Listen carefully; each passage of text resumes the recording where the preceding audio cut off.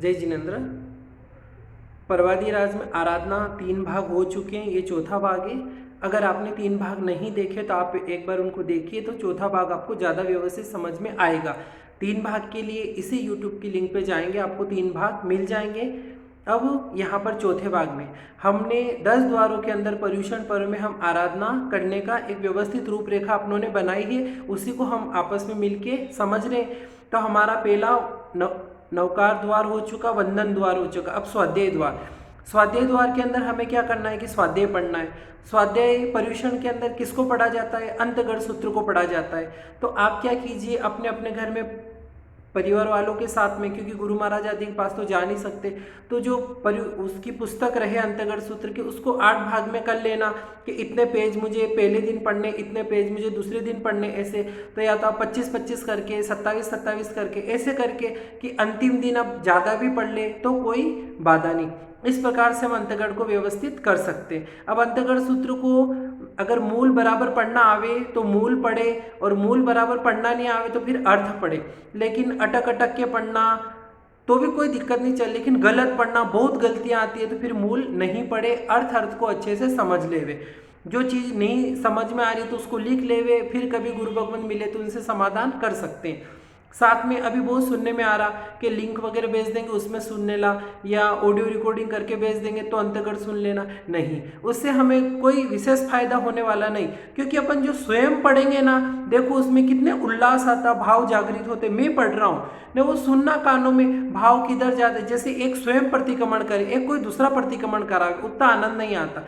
स्वयं प्रतिक्रमण करे तो ज़्यादा आनंद आता। तो मूल भले हमें पढ़ना नहीं आवे तो भी हम अर्थ पढ़ेंगे, कानों से सुन भी लेंगे, लेकिन वहाँ हिंसा कर करके सुनेंगे तो धर्म तो अपना होगा ही नहीं, क्योंकि जहाँ हिंसा वहाँ धर्म नहीं। दशवकालिक सूत्र के प्रथम अध्ययन की पहली गाथा में बताया कि संयम, तप और अहिंसा, ये 3 चीज जहाँ हो वहीं धर्म, और वहाँ तो हिंसा होगी, देवकाई जीवों की हिंसा, इसलिए वहाँ धर्म नहीं। ये भी अपन समझने का अपना माध्यम है, लेकिन अपन यहाँ कोई धर्म नहीं कर रहे, तो वो सुनेंगे तो वो भी अपना धर्म नहीं होगा। इससे अच्छा आप पढ़ोगे घर पे तो आपका क्या हो रहा है? धर्म हो रहा है। इसलिए वो अपने लिए बहुत उचित है। इस चक्कर में नहीं पड़े कि ऑडियो रिकॉर्डिंग वगैरह आएगी या किसी से मंगवाएंगे फिर सुनेंगे, नहीं, हमें इस चक्कर में नहीं पढ़ना, हमें स्वयं को पढ़ने की कोशिश करना। नहीं तो हम जागृत कब होंगे?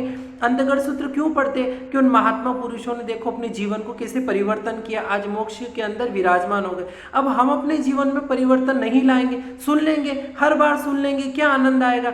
अब की बार अगर मौका मिला है तो मुझे स्वयं करना है, कुछ करके दिखाना है, बहुत अच्छा। क्योंकि इस लॉकडाउन में सुनते हैं बहुत से भाइयों ने गति आगति, प्रतिक्रमण, सामयिक सूत्र, लघुदंड, बहुत सी चीजें की, तो बहुत खुशी होती, मैंने प्रतिक्रमण कर लिया, मुझे नहीं आता था। उसी प्रकार यहाँ पर कि मैंने अंतगढ़ पढ़ा, कितनी खुशी होगी। तो हमें हमारे मुख से पढ़ना है, कोई इन लाइट वगैरह विद्युत इलेक्ट्रॉनिक साधनों के चक्कर में नहीं पढ़ना।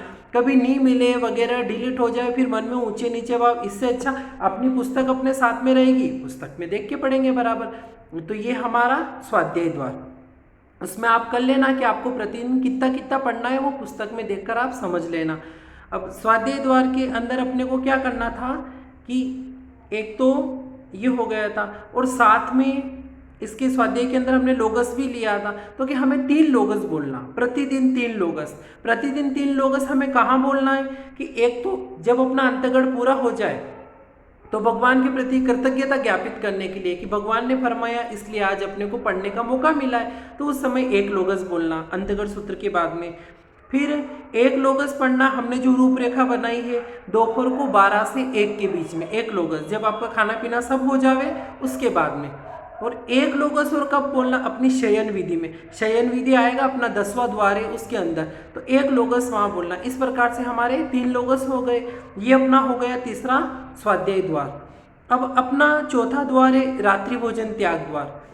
अब जैसे आप सोचोगे कि रात्रि भोजन तो हम त्याग ही करते, फिर इसको क्या लेने की जरूरत थी? लेकिन बहुत अच्छा, आप सब भगवान के चमकते कोहिनूर हैं, चमकते हीरे हैं, इसलिए आप तो रात्रि भोजन के पचकांड करेंगे, बहुत अच्छा, मैं भी करता हूँ, आप भी करते। लेकिन अपने को यहाँ क्या समझना कि जैसे रात्रि भोजन के अंदर क्या लेना कि मुख्य रूप से क्या होता है कि रात को नहीं खाएंगे, बहुत अच्छा।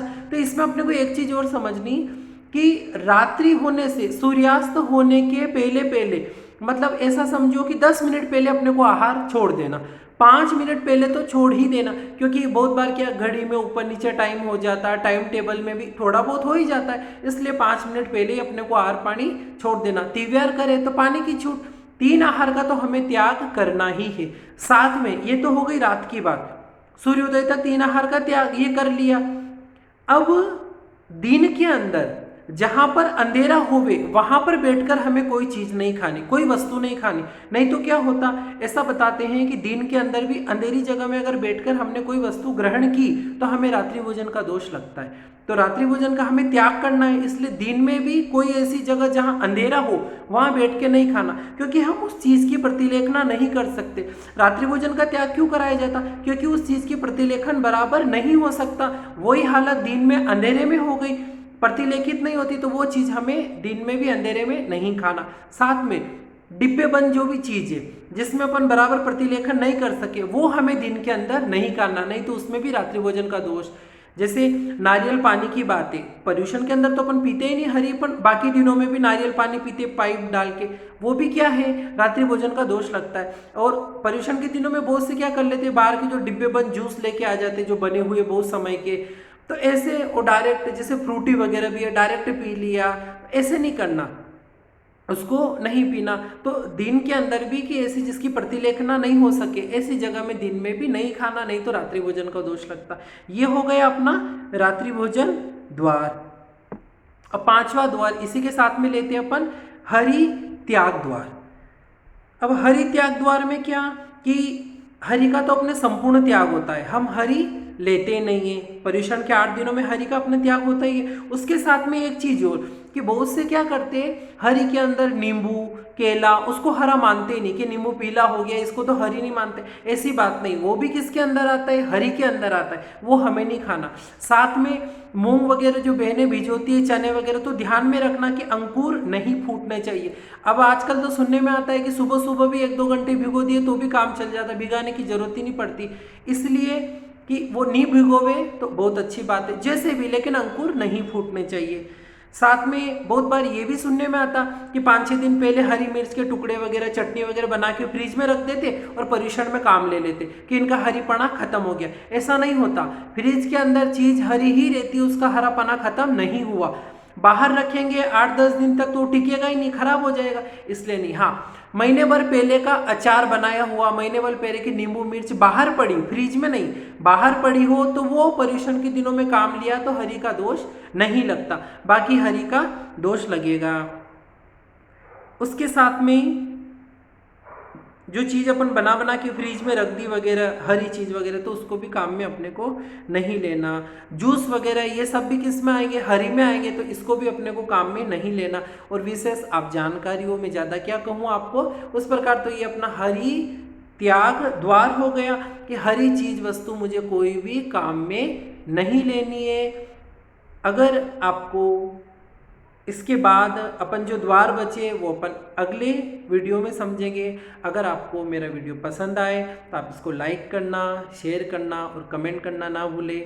साथ में आप मेरे चैनल को सब्सक्राइब करोगे और बेल आइकन को लिंक को क्लिक करोगे, बेल आइकन को क्लिक करोगे तो जो नए नए अपडेटिंग होते रहेंगे, नए नए वीडियो आएंगे वो आप तक सहज में पहुंच जाएंगे। आगे भाग 5 देखना ना भूलें। जय जिनेंद्र।